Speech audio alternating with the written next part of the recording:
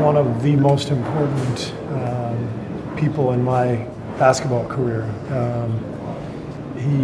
What he did for me and the path that he put me on, the chance that he gave me in Chicago along with Phil Jackson, changed my whole life. And I learned so much about basketball from Tex. The guy, Ron Adams, told me that Tex knew more about the history of the game and the fundamentals of the game than anybody he had ever met in his life.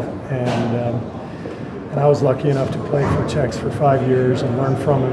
A lot of what I do here with the Warriors is patterned after the things I learned from Tex. And what a life he lived. He was a unique individual and had touched thousands of lives. And today the news was tough. Tex was a special person to me and everybody who played for him. And just want to pass along our thoughts to Tex's family. Thanks.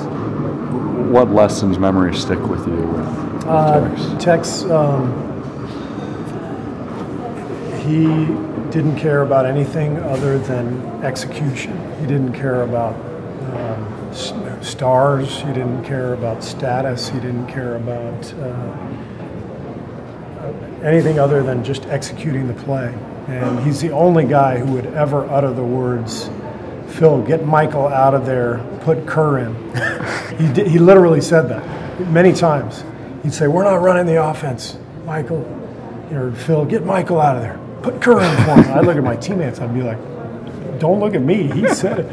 But that's how Tex was. He was a stickler for offensive execution. And like I said, he taught me an awful lot about basketball, and I learned a lot about his life too. He would take food from every one of our pregame meals, and he would take it back with him. There was, tons of food at these pregame meals was wasted, right? Because we'd be overloaded with food, and he'd take food back to his room and take it back home.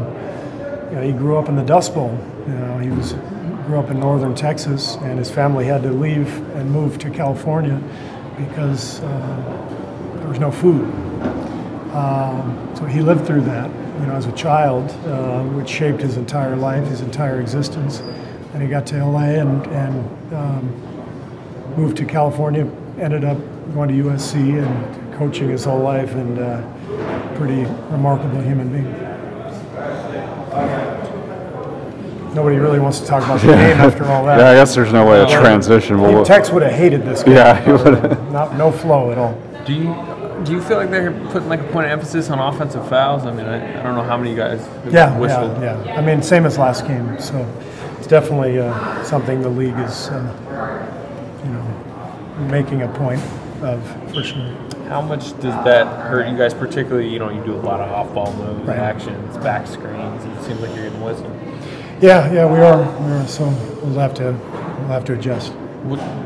How do you adjust that as far as because you're not going to suddenly just want to play an ISO style game? No, but I'm pretty confident that they're not going to call 65 fouls and foul Kevin Durant out in 24 minutes when the regular season starts. I'm pretty confident in that. And if they do, then we got to talk. We have to understand what basketball's about. Officiating's an art form. There's a flow to the game that has to happen, and I think right now we're putting the officials in a really tough spot because we're just having them call everything. I know it's preseason. We're trying to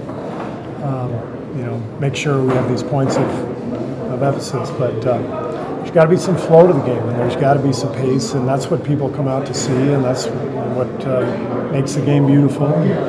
But I'm very confident that we'll see that sorted out. The league always does a great job of making sure the pace and the flow of the game is good. Ironically, that's the point of calling things tighter off the ball, is to improve flow and improve pace. But it's not going to happen with 65 fouls. Right. Just a preseason game, obviously, but just considering the crowd and the storylines, what sort of extra juice did you sense with this game? A lot of good energy in the first half. We're in Vegas, and it's the Lakers and Warriors, and LeBron and everything, and but it was misplaced energy on our part. We were trying to put on a show, instead of playing basketball. We had 9 assists and 11 turnovers in the first half, and that's not us. And so we got to play better, and we will. Thanks. See you.